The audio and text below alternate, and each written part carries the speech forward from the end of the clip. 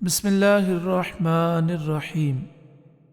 میرے استاد محترم امیر المجاہدین حضرت علامہ خادم حسین رضوی علیہ الرحمہ کا سفر زندگی انہی کی زبانی ہم سماعت کر رہے تھے۔ آپ فرماتے ہیں پہلے مطالعے کو بہت زیادہ وقت دیا کرتا تھا۔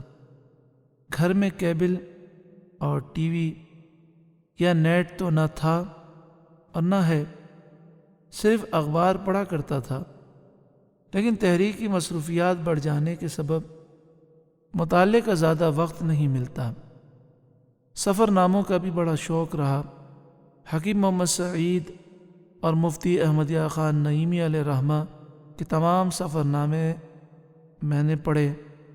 تاریخ اسلام کا مطالعہ بھی میری ترجیح تھی۔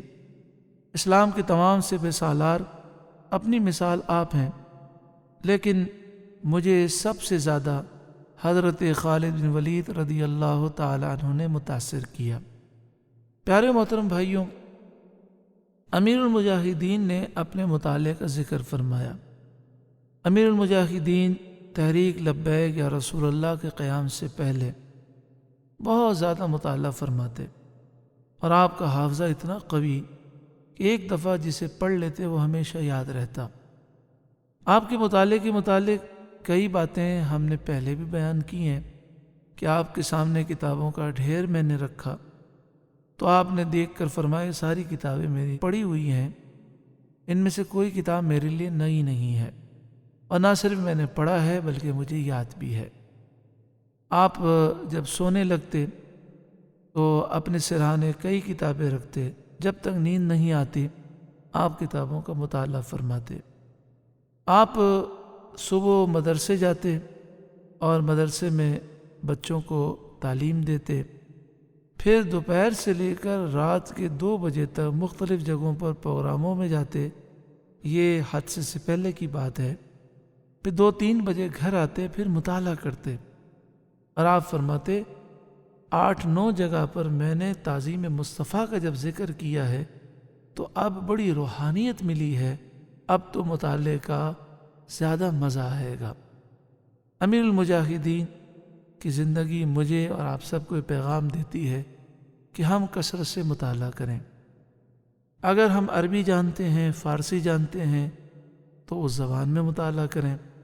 اگر اتنی معلومات نہیں، انگلش جانتے ہیں، اردو جانتے ہیں، تو ہمارے بزرگوں نے اردو میں بھی کئی کتابیں لکھی، اور ان کتابوں کا انگلش میں بھی جو ترجمہ آ گیا، ہم ان کتابوں کا مطالعہ کریں۔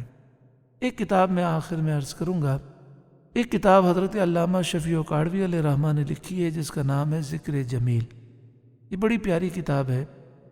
اس میں نبی کریم صلی اللہ علیہ وآلہ وسلم کے چہرے انور کو اور آپ کے جسم مبارک کے حلیے مبارک کو بیان کیا گیا، اور الگ الگ چیپٹر ہے۔ آنکھ مبارک کا چیپٹر، اس میں آنکھ مبارک کی شان کا ذکر ہے، کان مبارک کا چیپٹر ہے۔ یہ کتاب اتنی پیاری ہے کہ اس کو پڑھیں، ہر حدیث کا حوالہ بھی موجود ہے، عربی متن بھی ہے، اردو ترجمہ بھی ہے، اور آنکھیں بند کر کے تصور کریں تو نبی کریم صلی اللہ علیہ وسلم کی ذات اقدس کا تصور ہوتا ہے، عشق و محبت میں اضافہ ہوتا ہے۔ اس کتاب کا نام ذکر جمیل ہے۔ اللہ تعالی ہمیں خوب مطالعہ کرنے کی توفیق عطا فرمائے۔ آخر میں امیر المجاہدین کا ایک فرمان سماعت فرمائیے۔ آپ نے فرمایا ہم سے بڑا محب وطن کوئی نہیں ہے، جس کو محب وطنی سیکھنی ہو وہ ہم سے سیکھے۔ دیکھیں اتنا ظلم ہوا امیر المجاہدین پر، آپ کے اصحاب پر، آپ کے ماننے والوں پر، لیکن نہ آپ نے کبھی پاکستان کے خلاف بات کی، نہ اداروں کے خلاف بات کی، یہاں تک کہ فوجیوں اور پولیس کے خلاف بھی بات نہیں کی، بلکہ جب آپریشن ہو رہا تھا اور پولیس والے مار رہے تھے تو آپ یہ فرماتے تھے کہ اگر کوئی پولیس والا تمہارے ہاتھ آ جائے تو اسے مت مارنا، یہ ہمارے بچے ہیں، ان کو بہکا دیا گیا ہے۔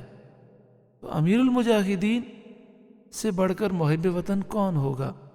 اور یہ سیاستدان نام نہاد جو محب وطن ہونے کا دعویٰ کرتے ہیں، انہوں نے تو ملک کو لوٹا ہے، کرپشن اور لوٹ مار میں اور چوری میں اور ڈکیتیوں میں یہ ملوث ہیں، اگر حقیقی اسلامی نظام آ جائے اور نظام مصطفیٰ آ جائے تو یہ جتنے نام نہاد سیاستدان ہیں یہ سب سزائے موت کے مستحق ہیں کہ یہ ملک کے بھی غدار ہیں، اسلام کے بھی غدار ہیں، اور انہوں نے ملک کو لوٹا ہے۔